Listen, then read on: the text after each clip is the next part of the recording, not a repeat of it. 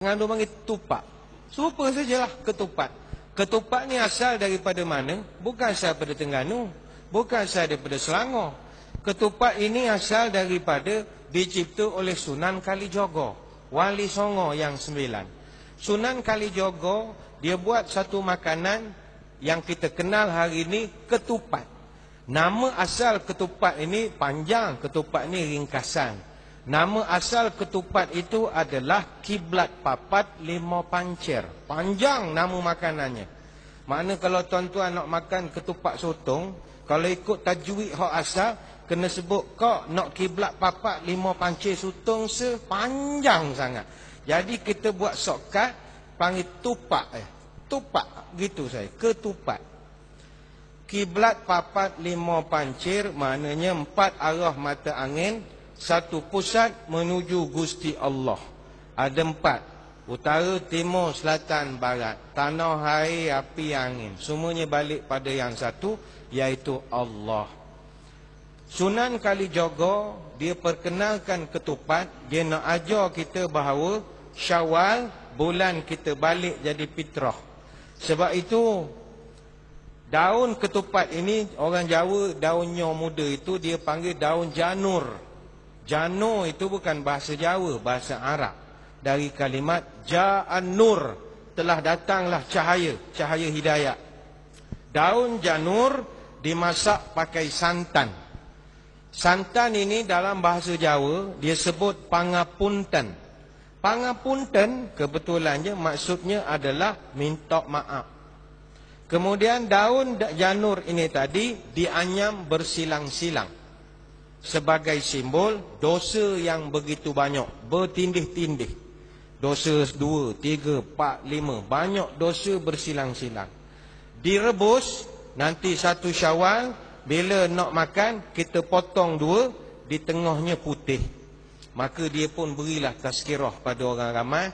Tengok, kita ni sekarang masuk banyak dosa, Ramadan kita bertaubat. Nah, tengok 1 Syawal apa jadi pada iman kita. Dia pun potong tupak, tengok putih. Inilah iman kembali pada fitrah. Orang pun faham. Itu asal usulnya, ketupat. Ada falsafahnya. Sebab itu setiap makanan yang dicipta oleh para wali-wali, semuanya ada falsafah. Makanan kita tak ada falsafah, main reka je, tak ada sebab musabab. Bagai contoh, kalau ada pun murtabak. Murtabak apa erti murtabak? Murtabak ada sejarah dia. Murtabak ini bukan orang Melayu punya, orang Malbari. Orang Malbari, orang Kerala. Mutta barota. Mutta itu orang India cakap itu mutta telur. Telur. Itu barota roti. Roti barota. Jadi itu barota taruh mutta. Bar mutabar, mutabar. Jadi mutabar. Kalau kita panggil.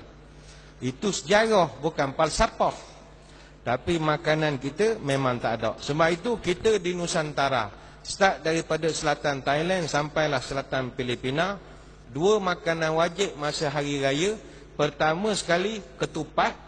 Yang mana ketupat ini bukan sekadar di Malaysia, seluruh Nusantara. Kalau orang Jawa kata ketupat ni ngaku lepat atau mengaku kesalahan kita. Macam tadi saya cerita Sunan Kalijogo, bila masuk 1 Syawal, dia buat tupat banyak, dia akan sedekah pula pada rumah-rumah orang.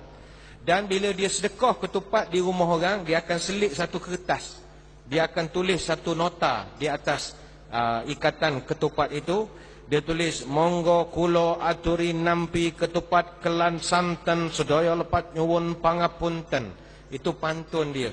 Bahawa terimalah ketupat sayur santan. Moga segala kesalahan mohon dimaafkan. Dia buat satu kad. Ini budaya tok-tok guru dulu. Dia hadiahkan ke anak-anak murid dia. Macam kita sekarang hantar kad raya lah.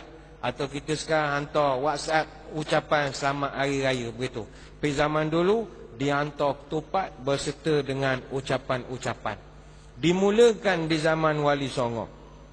Sebab itu, kalau kita tengok sejarah ketupat itu sendiri, dia punya nama dia bermula daripada orang Sunda sampai orang Banjar, semuanya dipanggil sebagai ketupat.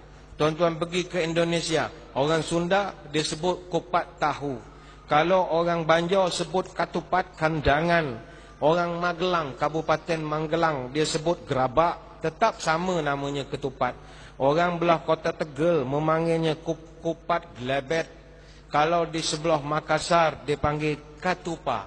Makassar, Terengganu adik-beradik lah, semua keturunan Makassar di sini. Begitu juga ada yang panggil lotek dan macam-macam lagi.